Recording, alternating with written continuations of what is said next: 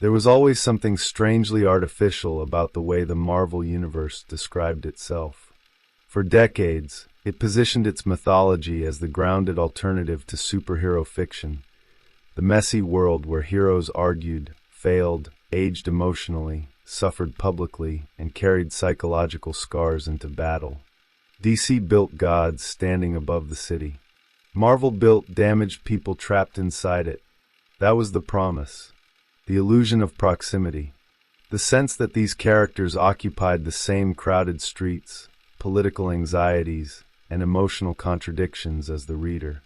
New York became the symbolic center of this vision, not because it made logistical sense, but because Marvel needed the city to function as a theatrical stage where every form of conflict could remain permanently visible.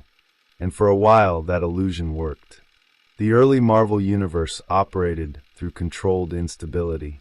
Heroes collided constantly, identities bled into one another, rivalries escalated publicly, and emotional fractures remained unresolved long enough to generate tension. The world felt alive because contradictions still had weight. Spider-Man struggled financially because consequences still existed. The X-Men carried social paranoia because marginalization still created pressure. The Fantastic Four functioned like an unstable family because intimacy still produced friction. Even cosmic figures seemed tethered to recognizable emotional gravity. The system expanded, but the expansion remained directional.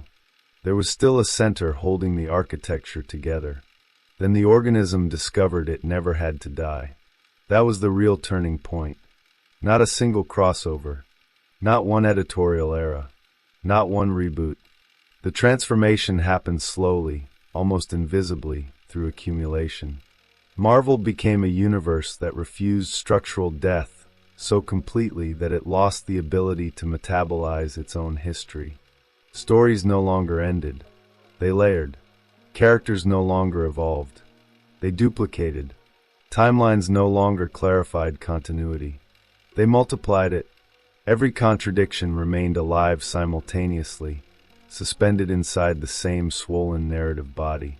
And eventually the universe itself began behaving like a tumor.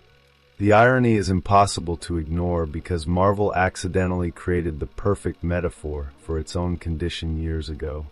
The Cancerverse was introduced as a reality where death had ceased to function, where life expanded endlessly without balance, without decay, without release. Existence became pure uncontrolled growth. Flesh swallowed architecture. Organisms merged together. Expansion itself became monstrous because nothing could disappear anymore.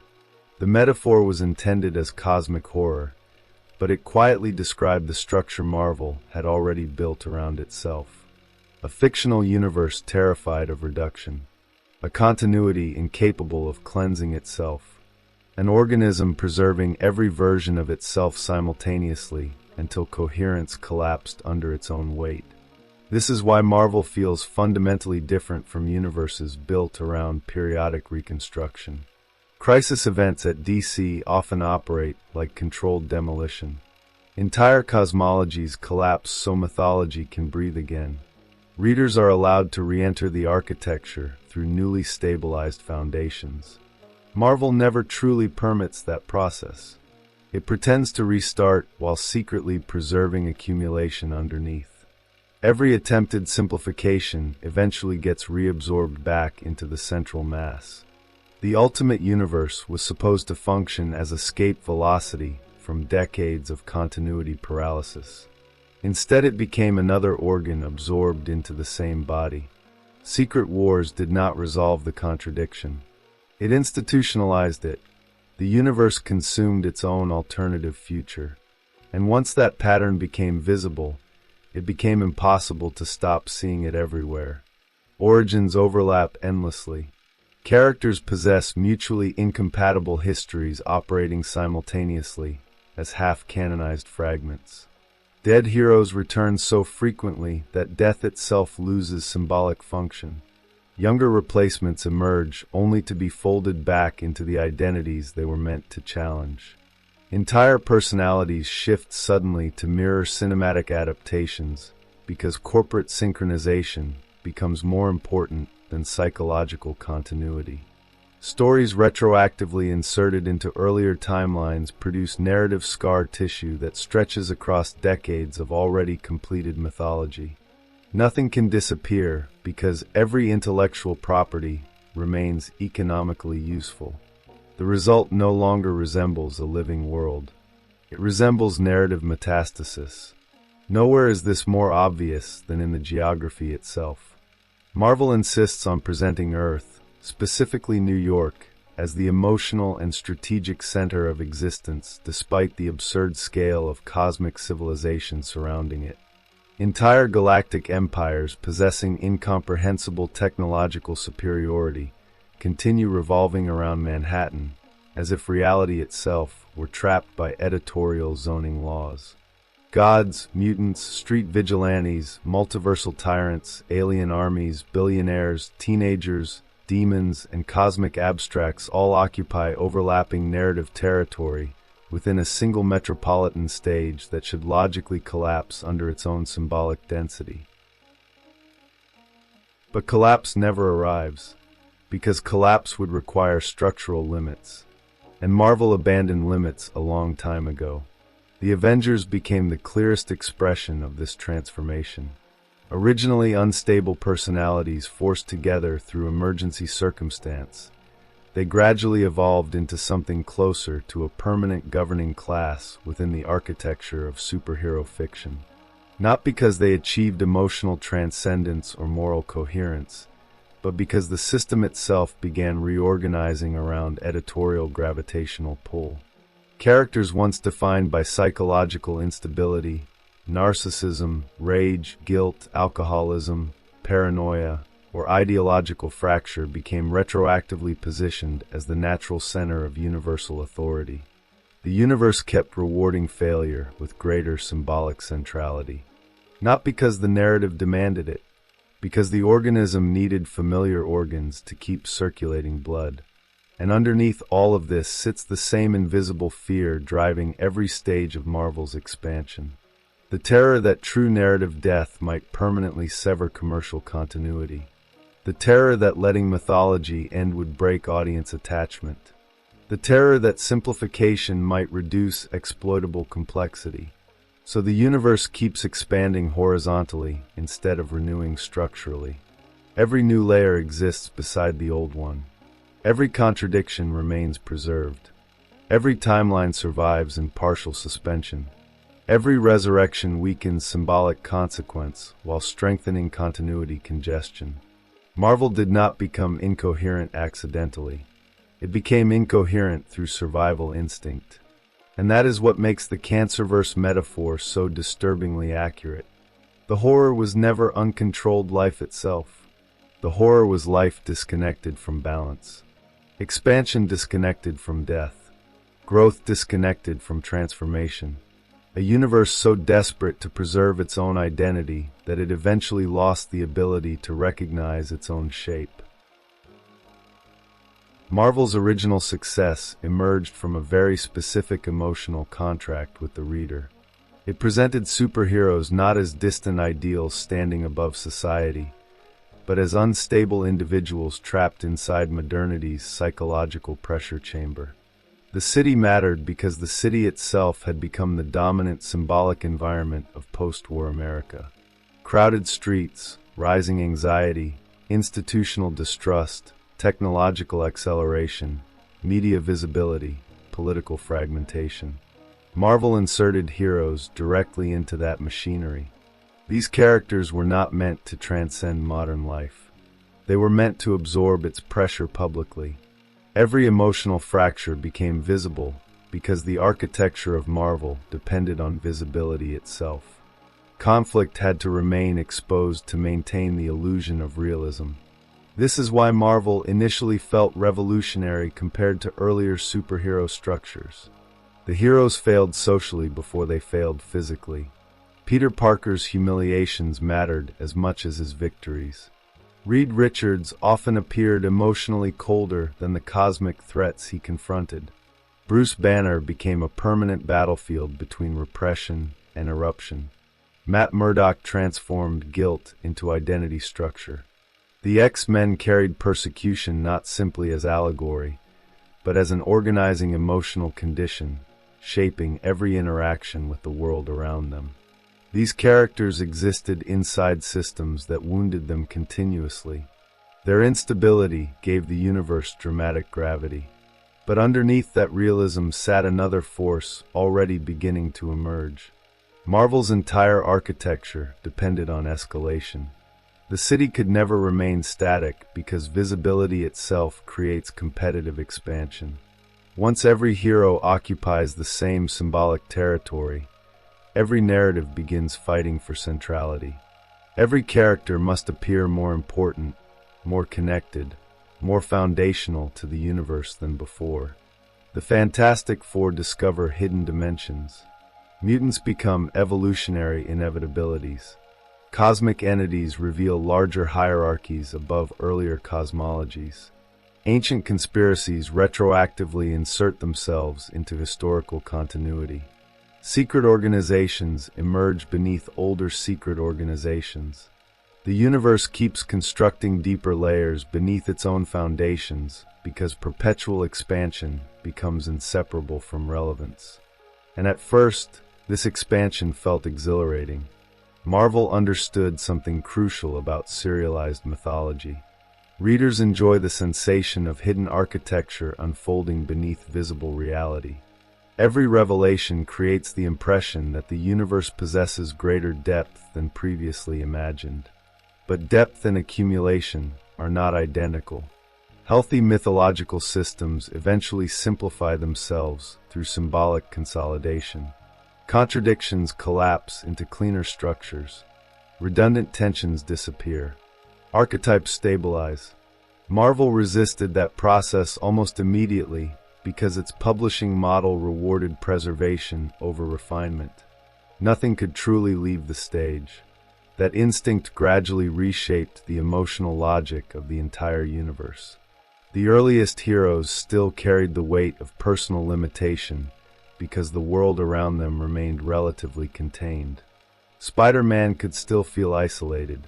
The Avengers could still function as unstable personalities awkwardly sharing space. Mutants could still plausibly exist as marginalized outsiders. But as Marvel's cosmology expanded endlessly outward, emotional scale and narrative scale began separating from each other. Characters continued behaving as psychologically intimate figures while simultaneously becoming central nodes within increasingly unmanageable structures of continuity. This contradiction became especially visible through New York itself. No fictional city in modern mythology carries greater symbolic congestion than Marvel's Manhattan. Every street corner functions like contested territory between overlapping narrative empires. Billionaires in armored suits patrol the skyline beside radioactive vigilantes, ninja clans, mutant revolutionaries, Norse gods, gamma-irradiated monsters, interdimensional scientists, alien royalty, symbiote parasites, supernatural cults, and government black operations. Entire galactic invasions repeatedly descend upon the same geographic center, while ordinary civilians somehow continued treating superhuman catastrophe as manageable urban inconvenience. The city stopped functioning as environment. It became narrative compression, and compression produces instability. Because once every mythological force occupies the same symbolic arena, the universe must continuously justify why all these entities coexist without structurally transforming the world around them. Marvel's solution was not coherence. It was perpetual normalization. Catastrophe became routine. Resurrection became expected. Invasion became seasonal. Every escalation had to be absorbed quickly so the machine could continue operating. The universe stopped metabolizing consequence. It simply layered new crises on top of unresolved older ones.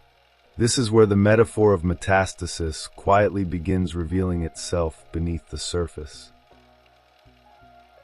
A healthy organism grows through differentiation. Systems stabilize by allowing old structures to die, when they no longer serve the whole. Marvel developed the opposite instinct. Every successful idea had to remain permanently active inside continuity, regardless of long-term structural impact. Popular characters could not conclude their journeys. Dead villains could not remain symbolic memories. Alternate universes could not remain separate experiments. Even failed concepts lingered as continuity residue, waiting for future reintegration. The result was not richness. It was narrative tissue without pruning, and nowhere did this process become more visible than in Marvel's repeated attempts to escape itself. The Ultimate Universe represented one of the clearest acknowledgments that Marvel's continuity had become intimidatingly dense. New readers required an accessible entry point disconnected from decades of accumulated mythology. On paper, the idea resembled controlled renewal. A cleaner foundation, a younger world, fewer contradictions. But the experiment quickly revealed Marvel's deeper inability to tolerate separation.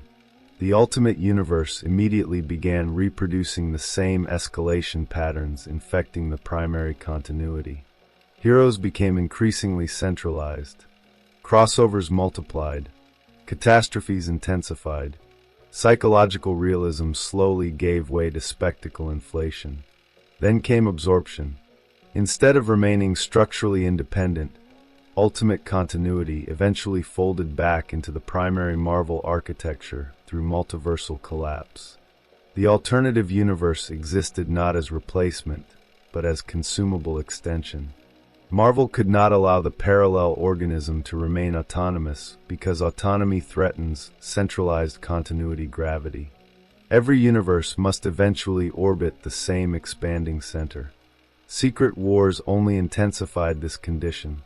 The event superficially resembled destruction and reconstruction, but its true function was consolidation.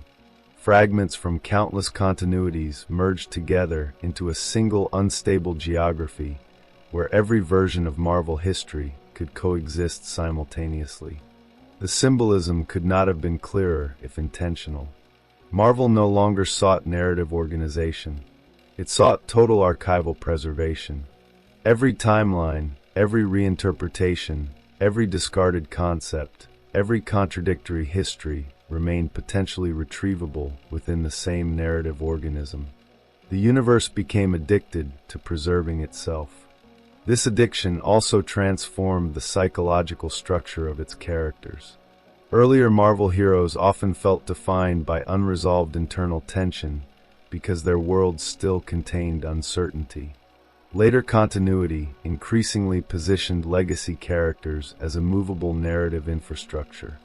Iron Man evolved from unstable futurist industrialist into near-permanent axis of technological authority. Captain America became less human symbol and more institutional compass permanently guiding moral framing across crossover architecture.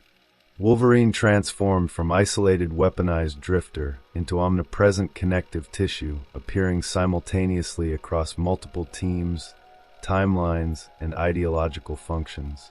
Visibility replaced intimacy. The characters remained emotionally expressive on the surface, but their deeper symbolic roles hardened into perpetual circulation systems, maintaining continuity cohesion. The Avengers embody this transformation more clearly than any other Marvel institution. Originally, they functioned almost accidentally, a coalition of incompatible personalities forced together by emergency circumstance and mutual instability. Their tension created narrative electricity, because no single ideological center fully controlled the group. But over time the Avengers became something much larger and stranger. They evolved into Marvel's de facto ruling mythology, a symbolic throne around which the entire universe reorganized itself. Cosmic empires defer to them. Governments depend on them. Reality-altering crises revolve around them. Their authority expands despite their persistent emotional dysfunction. Or perhaps because of it, Marvel increasingly treats psychological instability not as disqualifying weakness, but as evidence of authenticity. Trauma becomes symbolic legitimacy. Characters fail upward because vulnerability itself operates as moral currency inside the Marvel framework. The result creates a strange inversion, where profoundly damaged individuals gradually accumulate universal authority without ever resolving the internal contradictions that originally defined them. And the audience accepts this because Marvel trained readers to interpret emotional fracture as realism. But realism and coherence are not the same thing. That distinction matters because Marvel's greatest illusion has always been presenting narrative instability as evidence of emotional truth. The universe feels human because it remains messy. The continuity feels alive because it refuses simplification. The contradictions feel authentic because modern life itself often feels contradictory and unresolved. Marvel weaponized chaos aesthetically long before it became structurally trapped inside it. Eventually, the distinction between complexity and congestion disappeared. And once that happened, the universe lost the ability to recognize its own boundaries. The first major fracture inside the Marvel universe emerged when continuity stopped functioning as memory and started functioning as territory. Earlier stories treated history as emotional residue. Events mattered because they shaped the psychological landscape surrounding the characters. A battle left scars. A betrayal altered trust. A death created absence. Continuity operated like accumulated experience. But as Marvel expanded, history gradually transformed into contested real estate. Every new writer inherited not simply characters, but an enormous symbolic territory crowded with unresolved mythology, competing interpretations, and commercially valuable landmarks that could never fully disappear. This changed the purpose of storytelling itself. Narratives no longer existed primarily to move characters toward transformation. They existed to renegotiate ownership over symbolic territory already saturated with meaning. Every major run became partially archaeological, excavating forgotten fragments of continuity to reposition them within newer frameworks. Entire stories emerged less from psychological necessity and more from the gravitational pressure of accumulated lore demanding reintegration. Hidden histories appeared beneath older hidden histories. Secret origins retroactively attached themselves to completed character arcs. Events once treated as isolated crises became nodes inside larger conspiratorial architectures inserted years later.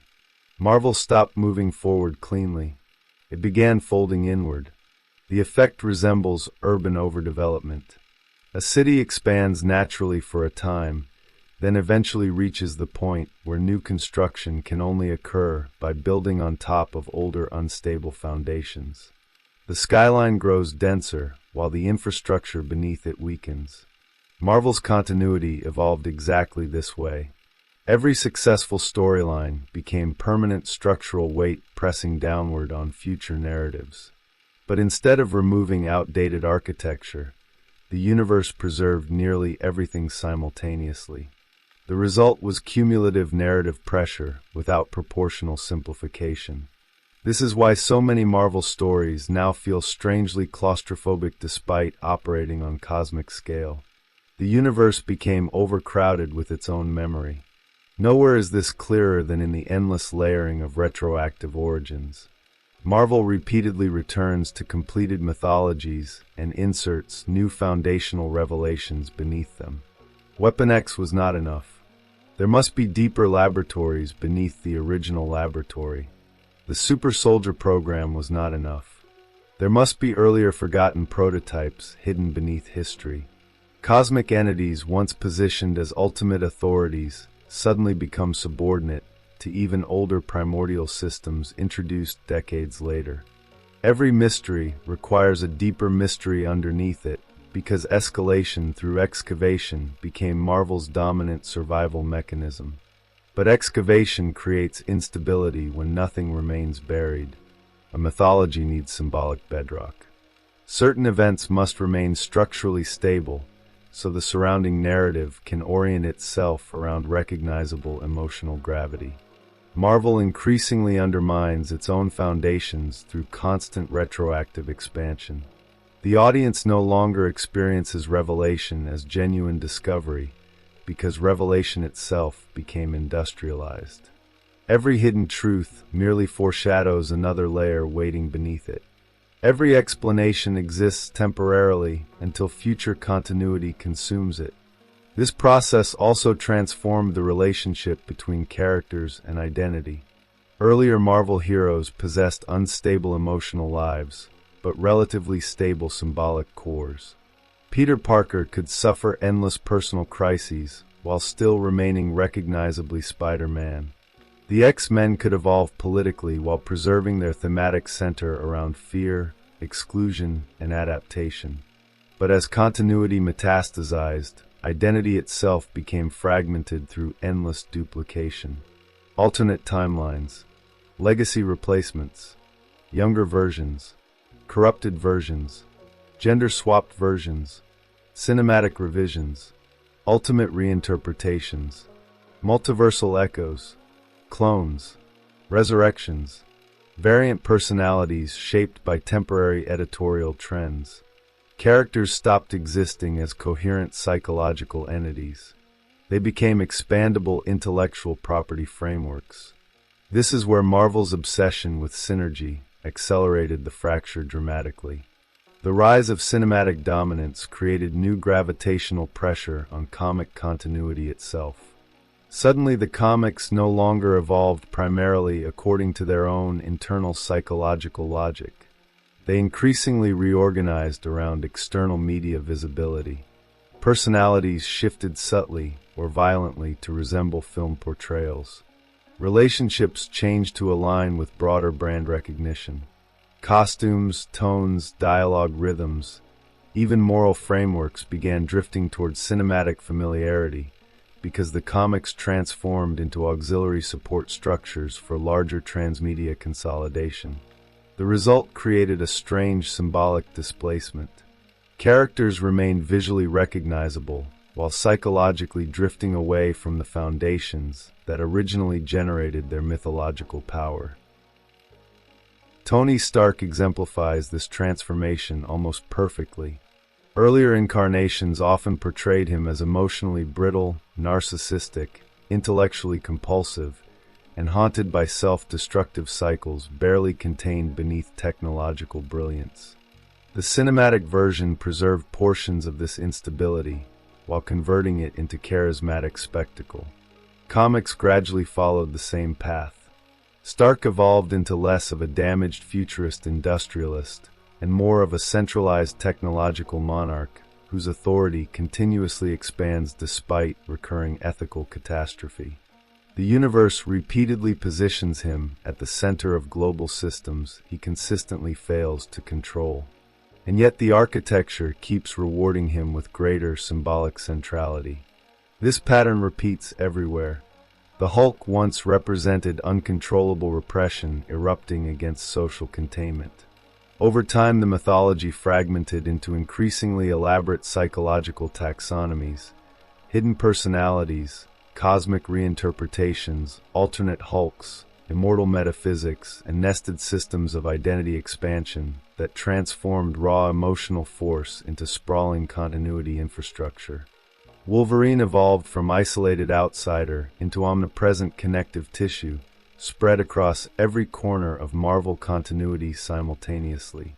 Mystique's ambiguity escalated into near total ontological instability, where every historical gap potentially hides another retroactive insertion. Nothing remains singular long enough to stabilize symbolically. Everything multiplies. This multiplication fundamentally altered the emotional rhythm of Marvel storytelling. Earlier continuity still allowed for the possibility of absence. Characters disappeared temporarily. Teams dissolved. Certain narrative spaces remained unoccupied long enough for tension to build around what was missing. Modern Marvel increasingly fears emptiness itself. Every symbolic space must remain populated constantly. If one hero leaves, another inherits the mantle immediately. If a character dies, Resurrection protocols already hover invisibly in the audience's expectations. If a timeline ends, fragments survive elsewhere waiting for reintegration. Death loses structural authority in this environment. Not because resurrection exists occasionally, but because permanence itself disappears as a meaningful category. And once permanence vanishes, consequence becomes increasingly performative. The audience still experiences temporary emotional reactions, but deeper symbolic transformation rarely stabilizes long-term because the system cannot tolerate irreversible change. Every trauma remains recyclable. Every sacrifice remains negotiable. Every conclusion becomes provisional. Marvel built a universe where history accumulates infinitely without ever fully resolving into mythic clarity.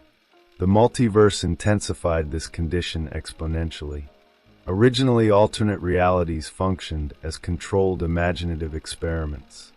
Small symbolic mirrors reflecting alternate ethical possibilities or exaggerated thematic tensions. But eventually the multiverse stopped operating as metaphorical extension and became industrial narrative infrastructure. Infinite realities allowed Marvel to preserve every contradiction simultaneously without choosing definitive structural direction. Failed timelines remain accessible. Dead continuities remain retrievable. Contradictory versions coexist permanently inside a massive archive disguised as cosmology. The universe becomes impossible to conclude because conclusion itself would require selection. And Marvel increasingly refuses to select. This refusal reshapes even the audience's psychological relationship with continuity. Readers no longer approach Marvel expecting coherent progression toward resolution. They approach it like observers navigating an endless expanding city whose architecture constantly rewrites itself while preserving traces of every previous era simultaneously. Contradictions stop feeling accidental. They become environmental. Fans learn to metabolize inconsistency as part of the experience itself. Knowledge becomes fragmented specialization. Certain readers understand mutant continuity. Others navigate cosmic hierarchies. Others track Spider-Man chronology or Avengers restructurings. No single perspective can comfortably contain the total organism anymore. The universe exceeds cognitive unity. And paradoxically, this fragmentation strengthens Marvel's cultural persistence. Because metastasized systems become difficult to escape psychologically, their very incoherence produces obsessive engagement. Readers attempt to map impossible continuity structures precisely because the architecture resists stabilization. The universe behaves like an expanding labyrinth, constantly generating new corridors faster than old ones can be understood. Every unresolved contradiction becomes potential future content. Every continuity fracture becomes exploitable narrative territory. Marvel discovered a terrifyingly effective survival strategy. Never conclude anything completely. Never simplify anything permanently. Never allow the organism to shrink. And beneath all of this sits the same invisible anxiety driving the entire system forward. The fear that reduction equals death. The fear that coherent reconstruction might sever emotional investment.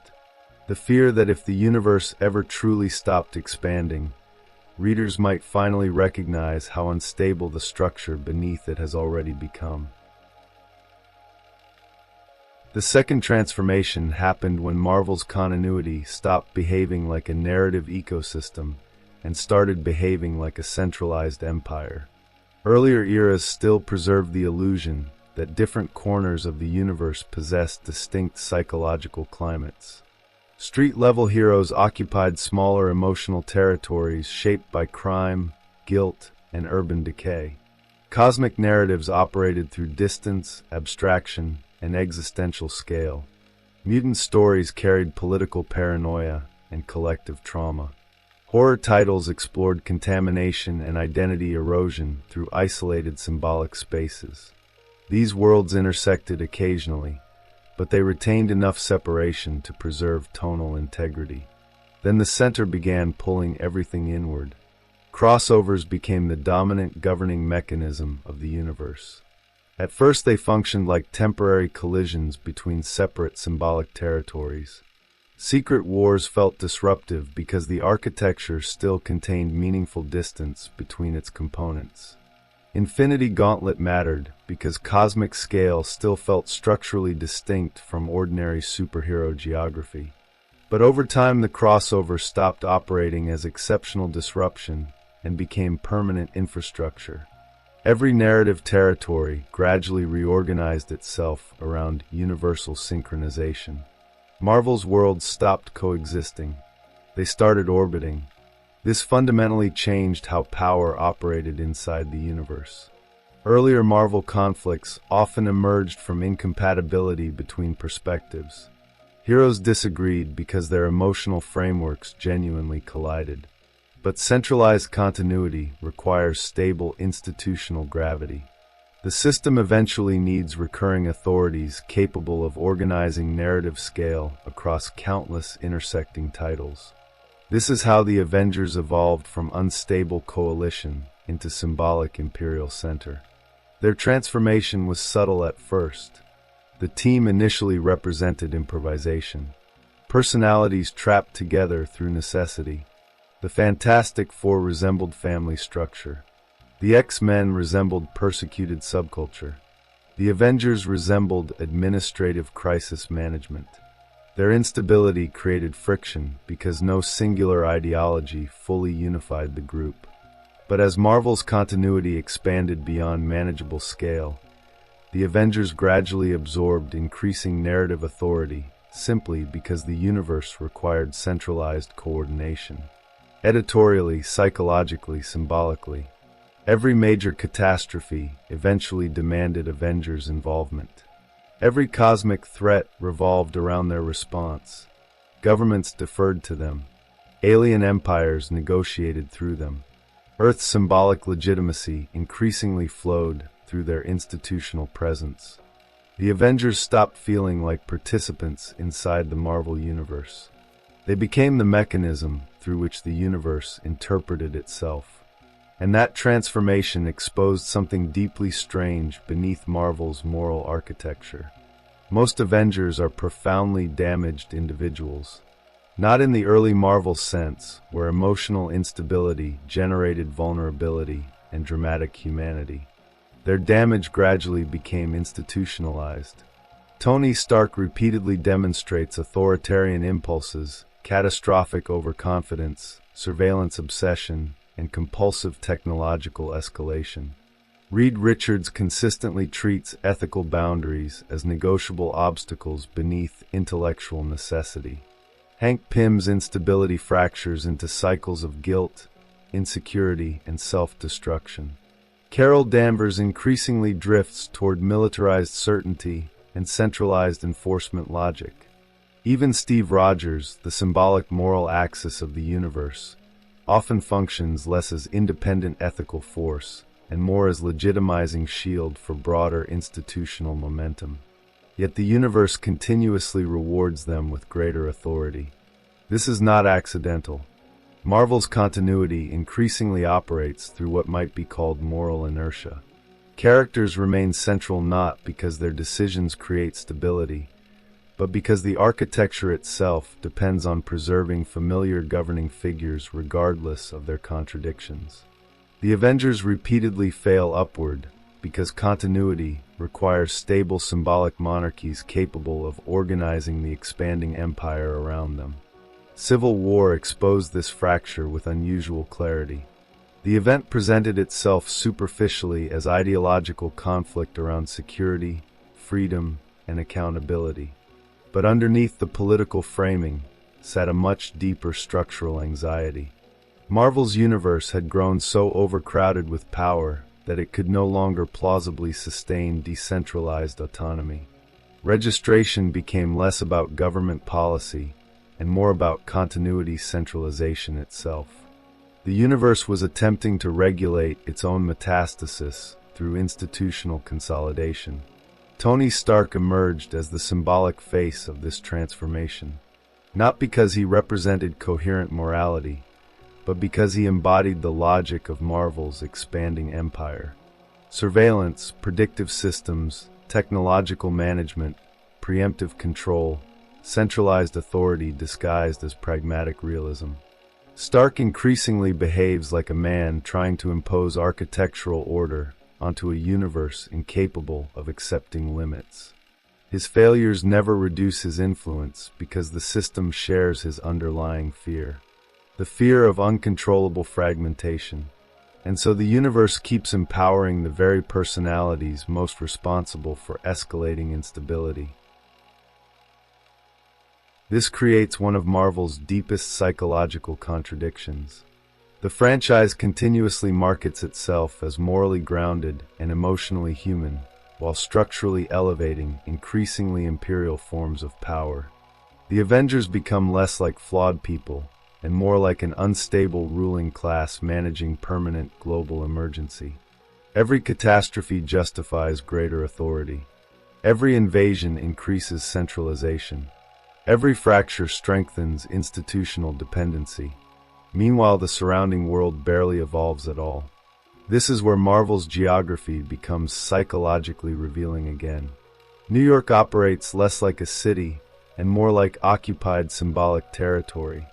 The concentration of superhuman activity surpasses absurdity and enters something closer to mythological congestion. Entire alien civilizations possessing interstellar infrastructure continue treating Earth, specifically Manhattan, as cosmically decisive terrain despite overwhelming logical contradiction. Galactus arrives repeatedly. Celestials hover over the planet. Multiversal incursions collapse reality itself.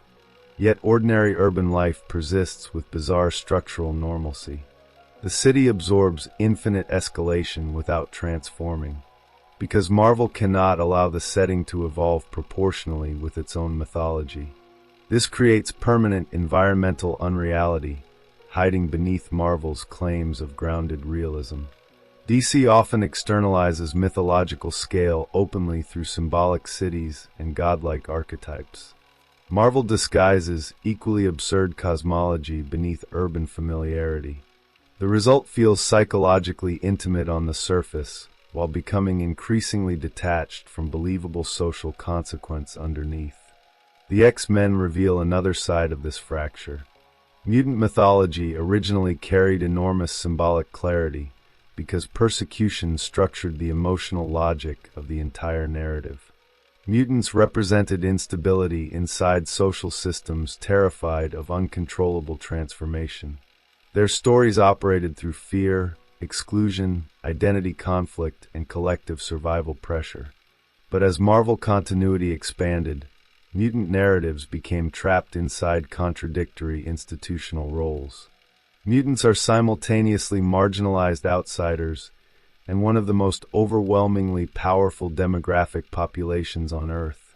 They are persecuted endlessly, while repeatedly demonstrating civilization-altering capabilities beyond nearly every human structure surrounding them. The contradiction persists because Marvel requires both conditions simultaneously. Mutants must remain oppressed to preserve thematic identity, but they must also escalate continuously to compete inside Marvel's larger continuity economy. Krakoa intensified this contradiction dramatically. On one level, it represented one of the boldest conceptual reorganizations Marvel attempted in decades. Mutants finally stopped begging for acceptance and constructed sovereign territorial authority. The metaphor shifted from marginalized integration towards separatist nationhood and species-level consolidation. For a moment, the mythology regained genuine structural tension because the mutants stopped functioning purely as reactive victims. But the system could not sustain true divergence for long. Krakoa immediately became absorbed into broader crossover gravity, editorial restructuring, resurrection mechanics, multiversal politics, and continuity congestion. Even mutant immortality, potentially one of the most psychologically destabilizing concepts Marvel ever introduced, gradually normalized into another expandable mechanism inside the larger organism. The radical implications flatten beneath continuity circulation, because Marvel permits escalation more easily than transformation. Transformation risks permanent structural change. Escalation simply creates additional layers. This distinction explains why so many Marvel events feel simultaneously enormous and strangely weightless. Entire realities collapse. Heroes die publicly. Civilizations fracture. Time itself breaks apart. Yet the universe metabolizes these crises almost immediately because its survival depends on restoring expandable equilibrium rather than producing irreversible symbolic evolution. Secret Wars demonstrates this perfectly. The event appeared positioned to perform genuine cosmological reconstruction. Entire universes died. Continuities collided. Reality fragmented into collapsing territorial kingdoms ruled through unstable centralized authority. The imagery itself resembled metastatic collapse. Fragments of history stitched together unnaturally inside a dying world unable to preserve coherent borders between incompatible realities. And then Marvel rebuilt itself by preserving almost everything anyway. The universe performed apocalypse while refusing reduction. That may be the clearest expression of Marvel's condition. It stages destruction constantly, without accepting the consequences of structural death. The organism simulates collapse because collapse creates spectacle, but true simplification threatens continuity accumulation. So every apocalypse eventually resolves into expanded preservation instead of coherent reconstruction. The empire survives by consuming its own ruins. And each cycle leaves the architecture denser, stranger, and more psychologically unstable than before. The final stage of Marvel's transformation began when the universe lost the ability to distinguish between expansion and evolution. Earlier eras still operated under the assumption that growth implied movement towards some new symbolic condition. Characters changed because pressure reshaped them. Teams dissolved because ideological fractures reached breaking points. Worlds transformed because narrative escalation carried consequences large enough to reorganize the emotional architecture surrounding them. Modern Marvel still imitates this language of transformation constantly. But imitation is not the same thing as structural change. The universe now operates through perpetual motion without meaningful directional evolution. Characters experience endless crises, but those crises increasingly function as circulation systems rather than transformative events. Every conflict exists primarily to redistribute symbolic attention across the expanding organism. The architecture no longer asks whether stories alter the universe permanently. It asks whether the universe can continue generating enough narrative pressure to sustain expansion indefinitely. This is where Marvel fully becomes the Cancerverse. Not aesthetically, structurally. The original Cancerverse horror emerged from the idea that life itself had escaped balance. Growth became parasitic because death no longer regulated expansion. Flesh accumulated endlessly, consuming space without restoring order. Marvel's continuity evolved according to the same psychological logic. Every successful idea remains alive forever. Every mythology expands horizontally instead of resolving vertically. Every character persists beyond symbolic completion because the organism interprets conclusion itself as existential threat.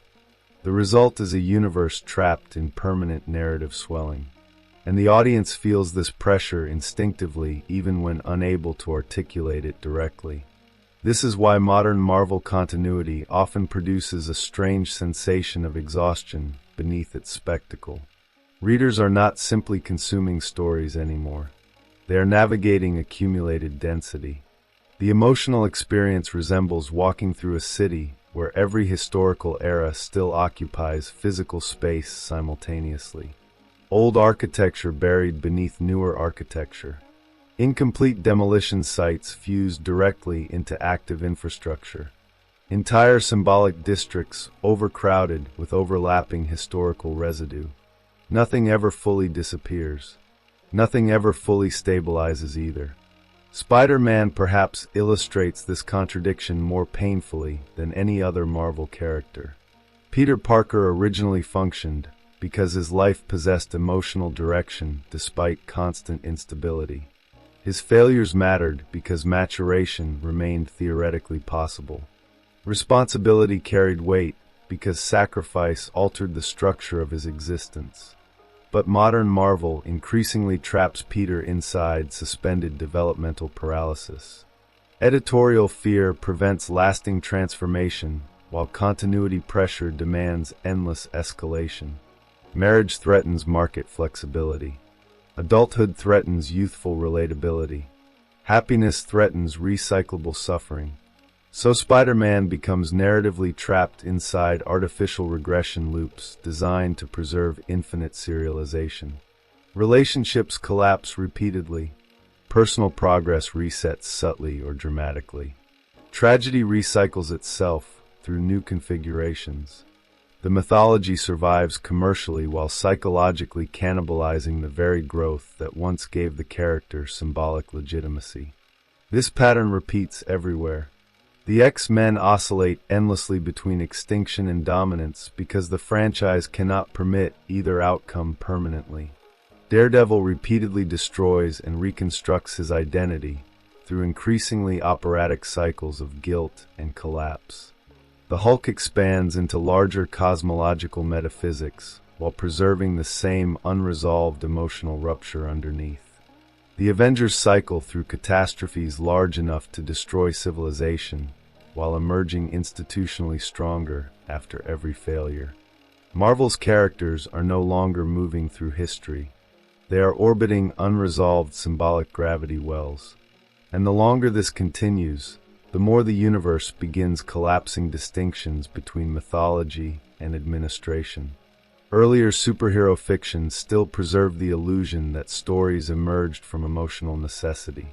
Modern Marvel often feels governed by infrastructural management. Events exist because the architecture requires periodic synchronization. Character shifts occur because intellectual property ecosystems demand brand alignment. Resurrections happen because removal creates commercial absence. Multiversal collisions emerge because continuity archives require redistribution mechanisms. The machinery becomes visible, and once visible, it changes how the mythology functions psychologically. This is why Marvel increasingly resembles corporate cosmology rather than organic narrative evolution. Every symbolic space becomes economically occupied territory. Legacy identities cannot remain retired because recognizable iconography must circulate continuously. Alternate universes cannot remain independent because central continuity requires gravitational dominance over all adjacent realities. Even rebellion itself becomes absorbed as renewable fuel for future expansion. Nothing escapes reintegration, not even resistance. The symbiote mythology demonstrates this perfectly. Venom originally functioned through intimacy and violation, a living manifestation of resentment attaching itself directly to identity. The horror worked because the relationship remained psychologically concentrated, but over time the mythology expanded uncontrollably. Entire symbiote civilizations emerged. Ancient gods appeared behind older origins. Cosmic hierarchies expanded outward infinitely. Every successful emotional metaphor became inflated into sprawling continuity infrastructure. The symbolism remained visible beneath the surface, but it became buried under scale inflation. This inflation also reshaped Marvel's relationship with time itself. Earlier continuity still implied temporal progression. Characters aged emotionally even when publication timelines distorted realism. The world accumulated historical texture because time appeared to move unevenly but recognizably forward. Modern Marvel increasingly treats time as expandable narrative storage rather than directional movement. Stories inserted retroactively into earlier continuity create temporal congestion where past and present blur together into unstable simultaneity. Entire decades of fictional history become editable terrain. Every gap invites future occupation. This destroys one of mythology's most important stabilizing functions, the ability to sediment into clear symbolic memory.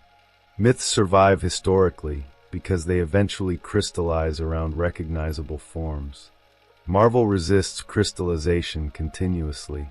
It keeps reopening completed structures to extract additional narrative utility from them. Origins become provisional. Endings become temporary. Emotional closure becomes strategically reversible. The universe develops narrative immortality at the cost of symbolic coherence. And strangely, this very incoherence strengthens Marvel's cultural survival. Because metastasized systems create dependency through endless incompletion, audiences remain psychologically engaged precisely because the architecture never settles into finality. Every contradiction invites future explanation. Every unresolved thread promises eventual reintegration.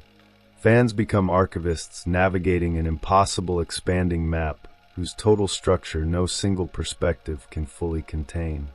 Marvel transforms reading into territorial occupation. Readers defend particular eras, interpretations, timelines, or character versions like symbolic provinces within a collapsing empire. Tribal identities form around continuity allegiance. Certain fans preserve older emotional understandings of characters, while newer audiences encounter heavily revised corporate iterations shaped by cinematic influence and crossover centralization. The same mythology exists simultaneously across incompatible psychological realities, depending on where someone entered the structure. And because Marvel refuses definitive reconstruction, all these realities remain partially valid at once. This produces a fascinating cultural paradox. Marvel markets itself as the grounded superhero universe, precisely as it becomes one of the least psychologically natural fictional systems ever constructed. DC openly embraces mythological abstraction, symbolic cities, godlike archetypes, and cyclical cosmological resets. Marvel disguises equally impossible structures beneath the language of realism and emotional relatability. But realism cannot survive infinite accumulation. Eventually the pressure becomes visible. A city cannot logically contain this much concentrated symbolic density. A continuity cannot endlessly preserve contradictory histories without destabilizing identity itself. A universe cannot repeatedly escalate catastrophe while maintaining ordinary social equilibrium. Death cannot lose permanence without weakening sacrifice structurally. Trauma cannot recycle infinitely without becoming performative texture instead of transformation.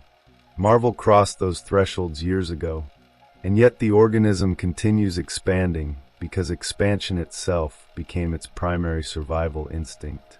This is why the Cancerverse metaphor feels less like coincidence and more like accidental confession. Marvel created a horror universe where life expands beyond balance because somewhere deep inside its own narrative machinery, the franchise already understood what it was becoming. A system terrified of reduction, a mythology incapable of healthy decay, an empire preserving every fragment of itself long after structural coherence has begun collapsing beneath the accumulated weight. Not dead, much worse, unable to stop growing. Marvel's continuity crisis eventually stopped being just a structural problem inside comics. It became a reflection of something much larger happening culturally. The universe did not metastasize in isolation. It expanded alongside the rise of modern media ecosystems that reward perpetual visibility, constant engagement, algorithmic circulation, and endless emotional stimulation. Marvel evolved into the perfect fictional environment for an age incapable of letting images disappear. That connection matters, because Marvel's greatest transformation was not narrative. It was environmental. Earlier superhero mythologies still emerged from relatively stable cultural rhythms. Characters could disappear for years and return with renewed symbolic clarity. Narratives could conclude because audiences still possessed tolerance for absence. Modern media systems destroyed that rhythm almost entirely. Visibility became survival. Franchises had to remain permanently active across films, streaming, games, merchandise, online discourse, social media fragmentation, and transnational branding cycles. Marvel adapted to this environment more successfully than perhaps any fictional universe in modern history. But adaptation came with psychological consequences. The universe gradually reorganized itself around infinite circulation rather than symbolic resolution. This is why Marvel increasingly feels less like mythology and more like infrastructure. Its characters no longer operate solely as narrative figures. They function as permanent media presences, circulating continuously across overlapping environments of visibility. Spider-Man cannot simply exist inside stories anymore. He must remain simultaneously recognizable to comic readers, film audiences, game players, meme culture, merchandise branding, nostalgic older fans, younger audiences entering through cinematic universes, and online communities debating continuity fragments in real time. The character stops belonging to narrative. He belongs to circulation. And circulation changes the psychology of myth completely. Traditional myths stabilize because repetition gradually crystallizes meaning. The details vary, but the symbolic core hardens over time.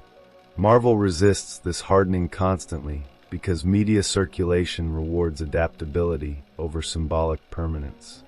Characters become flexible containers capable of absorbing endless reinterpretation without ever fully settling into definitive form. Every version remains partially active simultaneously because every audience segment occupies different emotional relationships with the mythology. Iron Man means something radically different depending on whether someone entered through older comics, the cinematic universe, post-Civil War continuity, or broader internet culture. The same applies to nearly every major Marvel figure now. Symbolic identity fractures into overlapping audience projections operating simultaneously inside the same cultural space. The result resembles collective psychological overcrowding. And nowhere is this overcrowding more visible than in fan culture itself. Marvel fandom increasingly behaves like territorial conflict management inside an expanding symbolic empire. Readers defend specific eras, writers, character interpretations, continuity frameworks, and ideological directions with escalating intensity because the universe no longer provides stable mythological consensus. Every reader occupies different continuity geography. Some preserve attachment to older emotional architectures. Others identify primarily through cinematic portrayals. Others through crossover eras. Others through isolated character runs detached from broader continuity structures. The universe contains too many simultaneous realities for unified symbolic interpretation. So tribal fragmentation becomes inevitable. This is why Marvel discourse often feels strangely exhausted and aggressive at the same time. Fans are not merely debating stories. They are defending psychological territories connected to identity formation itself. Certain interpretations become emotionally inseparable from personal memory, generational belonging, or symbolic self-recognition. When continuity constantly rewrites itself, audiences begin fighting to preserve stable meaning externally because the internal architecture no longer guarantees it. Marvel unintentionally trained its audience to become archivists, not simply readers. Knowledge itself became a form of symbolic power within fandom culture. Understanding continuity complexity grants status because the universe exceeds ordinary comprehension.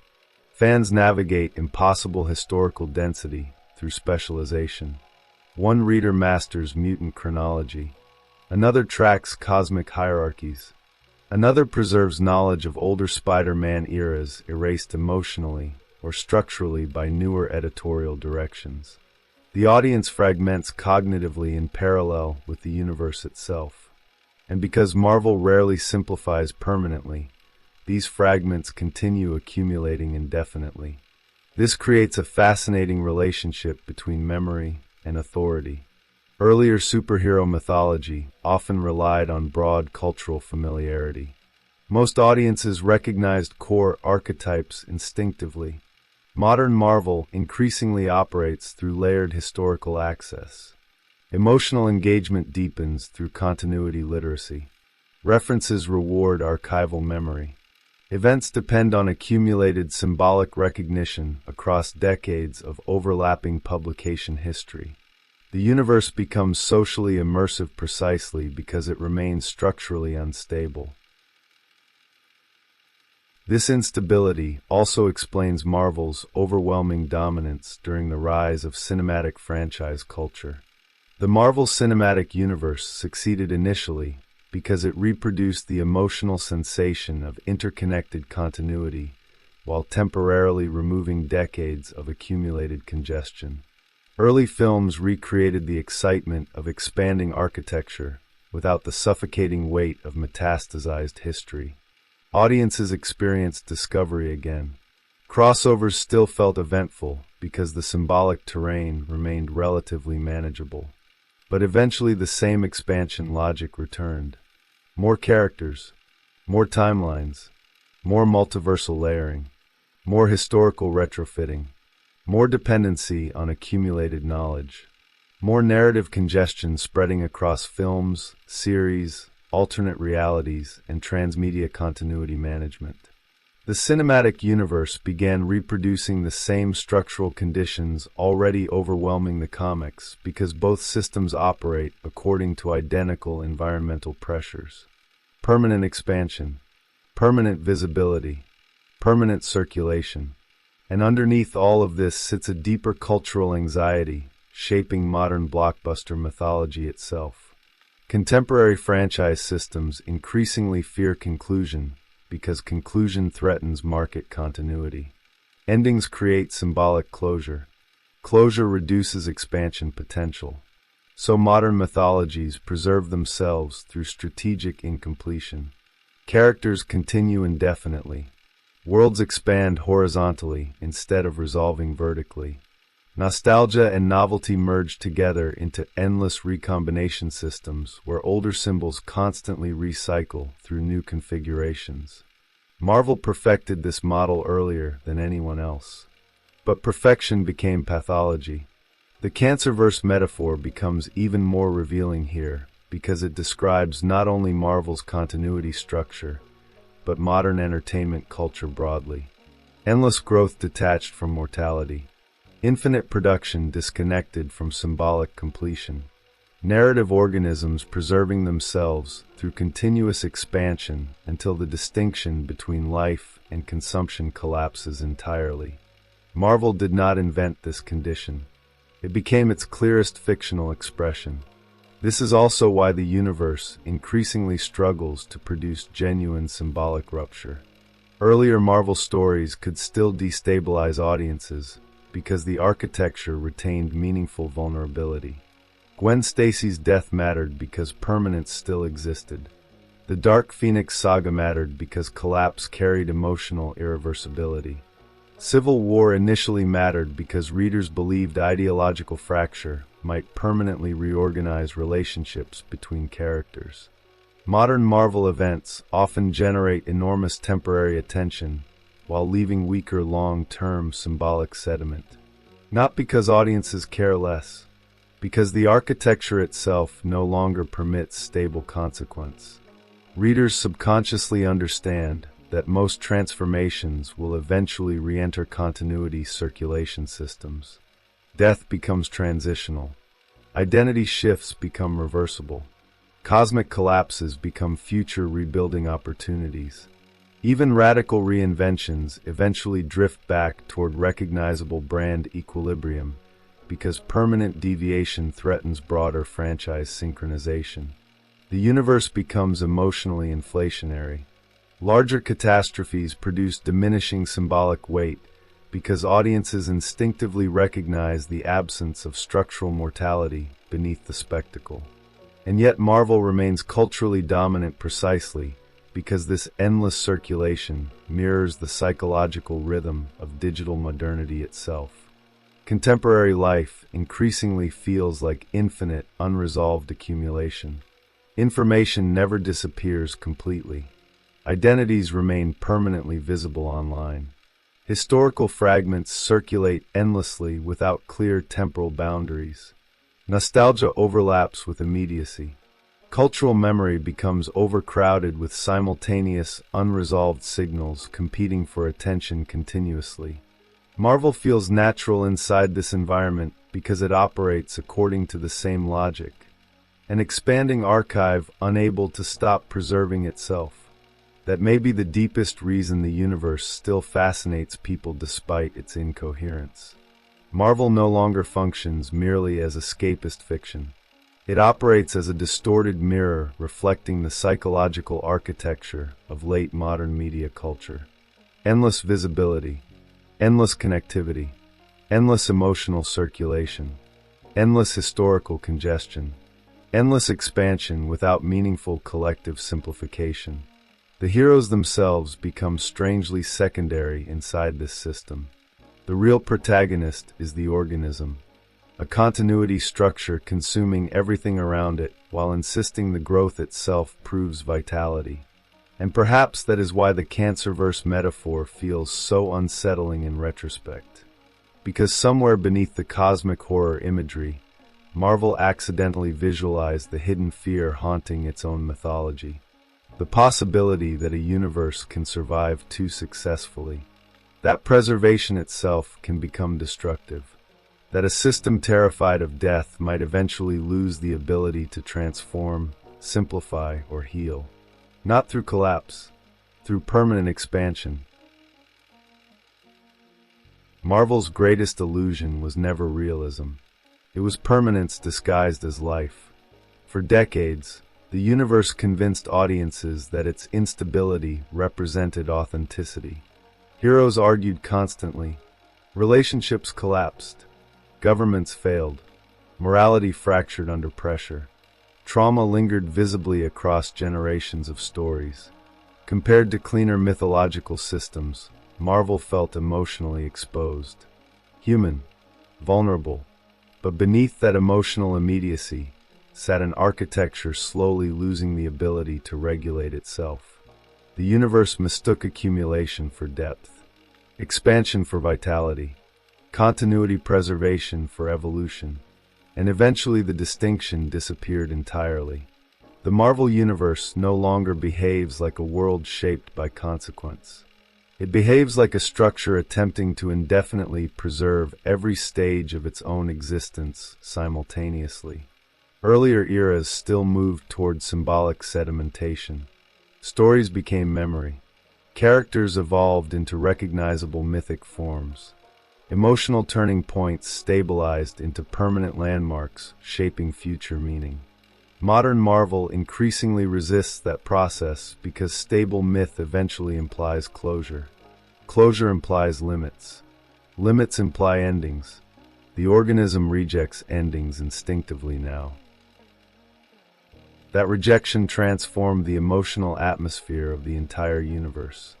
Earlier Marvel stories often carried tension because readers believed something irreversible might occur.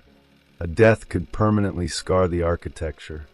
A betrayal could permanently reorganize relationships. A catastrophe could permanently alter the emotional geography of the world. Now the audience experiences continuity differently. Readers no longer fear irreversible collapse. They expect reconfiguration. Every narrative shift feels provisional because the system itself refuses final symbolic consequence. This changes how myth operates psychologically. A mythology derives power not simply from scale, but from selective permanence.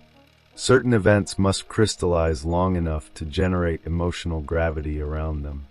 Marvel increasingly dissolves gravity through endless reversibility.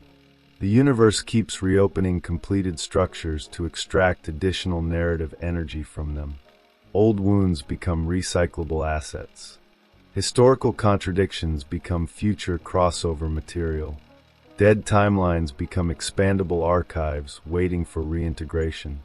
Nothing rests long enough to become sacred. And because nothing becomes sacred, everything remains consumable. This is why Marvel increasingly feels haunted by its own past. Earlier continuity still treated history as emotional accumulation. Modern continuity treats history as exploitable inventory. The difference seems subtle until the entire emotional logic of the universe reorganizes around it. Characters stop moving through meaningful transformation and begin circulating through recyclable configurations designed to preserve expandable familiarity. The symbolism becomes impossible to ignore. Heroes repeatedly save worlds incapable of changing. Revolutions emerge only to collapse back into recognizable equilibrium. Catastrophes escalate while social reality remains structurally frozen. Institutions fail publicly while retaining symbolic dominance afterward. Death occurs theatrically while permanence quietly disappears beneath the machinery. The universe survives every crisis because survival itself became the central ideology. Not hope, not heroism, survival. That survival instinct explains why Marvel often appears trapped between contradictory emotional impulses simultaneously. It wants the symbolic weight of mature consequence without sacrificing long-term commercial flexibility. It wants the excitement of reinvention without surrendering recognizable continuity anchors. It wants emotional realism while preserving infinite serialization. It wants apocalypse without reduction, transformation without irreversible loss. The result is a universe permanently negotiating against its own structural fears. And those fears increasingly mirror broader cultural anxieties surrounding modern media itself. Endless content expansion, endless visibility, endless nostalgia recycling, endless historical congestion. Contemporary culture struggles to let symbols die because digital circulation preserves everything indefinitely. Marvel became the definitive fictional expression of that condition. A mythology unable to metabolize its own memory because memory itself became permanent infrastructure. This is why the Cancerverse metaphor lingers so powerfully beneath the surface of Marvel's identity. Not because the universe resembles biological horror aesthetically, but because both systems share the same governing terror. The terror of subtraction, the terror of silence, the terror of absence. The terror that if expansion ever stops, the organism might finally confront the instability hidden beneath its accumulated mass. So it keeps growing. More timelines, more origins, more variants, more retroactive history, more multiversal overlap, more resurrected symbols circulating through increasingly crowded narrative territory. The expansion itself becomes proof of life, even as coherence slowly erodes underneath it. And yet none of this means Marvel has lost cultural power. Quite the opposite. Its metastasis may actually explain why it remains so psychologically magnetic. The universe reflects the emotional rhythm of modernity too accurately to disappear easily. People live inside expanding informational systems flooded with unresolved memory, contradictory identities, overlapping realities, and permanent visibility. Marvel feels strangely natural because its continuity behaves exactly the way contemporary consciousness increasingly feels. Overcrowded, recursive, unable to conclude itself. That may be Marvel's true legacy. Not the heroes individually, not even the stories themselves, but the creation of the first major modern mythology fully shaped by the logic of infinite expansion. A fictional universe that stopped evolving through death and rebirth, and instead learned to survive through continuous accumulation. A narrative organism preserving every layer of itself simultaneously until preservation itself became destabilizing. The tragedy is almost paradoxical. Marvel became incoherent for the same reason it became culturally immortal. It loved its own mythology too much to let any part of it disappear. And so the universe continues expanding outward, consuming timelines, histories, identities, alternate futures, and even failed reinventions back into the same gravitational center. The architecture swells. The continuity thickens. The organism survives another cycle. Not because it healed, because it still cannot stop growing.